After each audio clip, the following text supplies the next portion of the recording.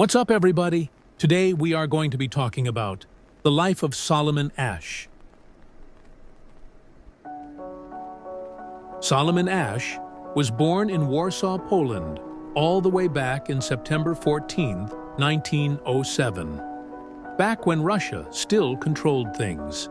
He was born to Mosek Asch and Frajda Malka, and he grew up in a cramped Jewish district, and his family spoke Yiddish, and he had to learn Hebrew and Polish in school. Now, most likely, he only knew Polish and English, but wasn't very good at English. His family fled Poland after economic hardship and strong anti-Semitic restrictions. At only 13, him and his family left Warsaw and reunited with his father in New York City. Here is where he taught himself English. He picked up a book written by Charles Dickens, and the themes in his book of morality and society deeply influenced the young Asch. Solomon Asch went to a regular public school just like us before, later attending Townsend Harris High School, a school known for housing the academically gifted. So everything but Linden students. Anyways, during his time here is when he first became intrigued with social behavior and philosophy. Specifically, he developed an interest with how people see each other. After high school, Asch attended the College of the City of New York. That name is long as hell, so we'll call it CCNY for short. Here he studied psychology and philosophy. He graduated in 1928, having a strong interest in psychology. After CCNY, Asch went to Columbia University, pursuing doctoral studies. He worked under Max Wertheimer, one of the founders of Gestalt psychology. This type of psychology emphasized that human perception and thinking must be understood in context, and Asch was already shifting towards understanding social perception. Asch earned his PhD in 1932 and became Dr. Solomon Asch.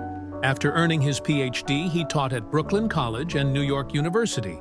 It's pretty crazy how close he was to us. Anyways, these years were shaped by the Great Depression, growing interest in propaganda and public opinion, and the rise of social psychology as a field. His early work focused on how the credibility of the speaker affects belief and how people form impressions of others. His 1940s work argued that people don't just accept things the way it's given to us, and that we try to understand our surroundings. Before getting his PhD, in 1930, he married Florence Miller, and with her he had one son, Peter Asch, who ended up becoming an economist. And although he was a private person, he was known as generous with his students, deeply ethical, and being very anti-authoritarian. Solomon Asch retired in 1979, but kept writing and mentoring. He spent his last years in Pennsylvania, where he continued to write about the nature of social interaction and perception. He passed away in 1996 at the age of 88 years old. He is considered as one of the founders of modern social psychology. Now we move on to his awesome experiments. Asch held some of the most famous social experiments in history. He had a theory known as the conformity theory or the social pressure theory, where he argued people change their answers or behavior to match a group, even when the group is clearly wrong. He found two main reasons for this theory. Number one, people don't want to look weird or be judged by others. And number two, people think the group might know something they do not, meaning we care more about fitting in than we think. In his most famous experiment, he rounded up 123 participants and many more Confederates, not the racists. Confederates were actors back then who purposely gave incorrect answers. He would place 6 to 8 people in a room, with there only being one real participant and many actors. They were given a card with 1 line and another with 3 lines, and their job was to match what lines matched. The answer was always obvious, but over 75% of the participants gave the wrong answers just to follow the rest of the group, who purposely gave the wrong answer. Many of the participants stated that they did not want to look weird or stand out. Asch had proven we humans fold faster than lawn chairs under peer pressure. Another major theory of Solomon Asch's work was the warm-cold theory. He had discovered that if you described someone with the word warm or cold, it changes the way they're perceived. Even if the traits are the same. To test this, he gathered two groups and gave them the exact same traits, except that Group A were described as warm, and Group B were described as cold. Besides those two traits, they had an almost identical list of traits: intelligent, skillful, industrious, determined, practical, and cautious.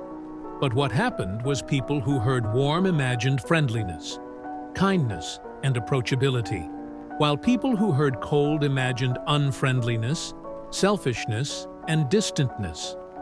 Ash concluded that some traits were quote-unquote central, meaning one trait can completely change how you see a person. He found warm and cold were central traits, and we do not judge people based on a list of traits. Rather, one trait can change how you see someone. The overall theory behind Solomon Ash's work was the active person theory. Now, this theory wasn't just one experiment. It was like his foundation. At its core, the idea was that we are not passive creatures. We don't just absorb information, we actively try to make sense of the world around us. According to Ash, we don't take information in like a camera, we actually try to think and judge and understand the situation. An example would be like two people seeing the same event and understanding it differently. We also form impressions as a whole, the warm-cold experiment. And we use context to understand others. We look at the situation, we judge them, and we compare them to our expectations. So basically, we don't just swallow information, we interpret it. And the reason this mattered so much is because before Ash, everyone thought we as humans were passive and reacted the same way to stuff. Ash's work influenced modern social psychology, cognitive psychology, and how we understand first impressions. Hey guys, I hope you all enjoyed my video on Solomon Ash. He had many ideas, but I didn't want to make this video too long, so I included his most popular experiments and theories. Before clicking off this video, would you mind liking, commenting, and subscribing to my channel? It would help a lot to bring out more content like this. I hope you all have a great day and get a good grade on this fuck-ass project.